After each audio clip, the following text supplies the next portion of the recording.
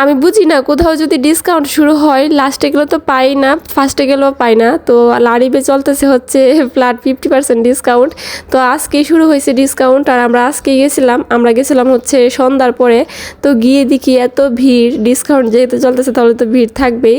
তো গিয়ে দেখি যে কিছুই নাই, মানে অলরেডি সব বিক্রি হয়ে গেছে, সকাল থেকেই সব বিক্রি হয়ে গেছে।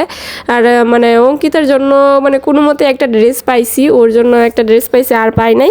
আর আমিও তো মানে অনেক খুঁজছি, পাই নাই। তো মানে সাইজ তো একদমই নাই, অনলাইনেও নাই অফলাইনেও নাই। তো পরে একটা ড্রেস কিনছি।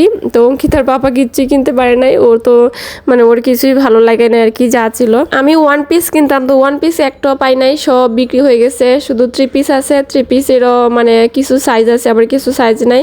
তারপর আমি একটা থ্রি পিস কিনছি। তো আমাদের কেনা হয়ে গেছে। ওই যে এখানে অঙ্কিতার পাপা হচ্ছে বিল দিতেছে, এখানেও তো অনেক লম্বা সিরিয়াল। আমি তো আজকে আসতে চাইছিলাম না, কালকে ভাবছিলাম আসবো, তো আজকে এইসব কিছু পাইলাম না। তো আমাদের কেনাকাটা শেষ, এখন চলে আসছে হচ্ছে KFC-তে। অঙ্কিতা তো ওয়ারিতে আসছে, আর KFC-তে না কি একদমই যাবে না। তো আমরা কি কি কেনাকাটা করলাম এগুলো হচ্ছে বাসায় গিয়ে দেখাবো পরের ভিডিওতে। তো এই যে আমাদের খাবার চলে আসছে, এখন খাওয়া দাওয়া করে তারপর আমরা চলে যাব হচ্ছে বাসায়।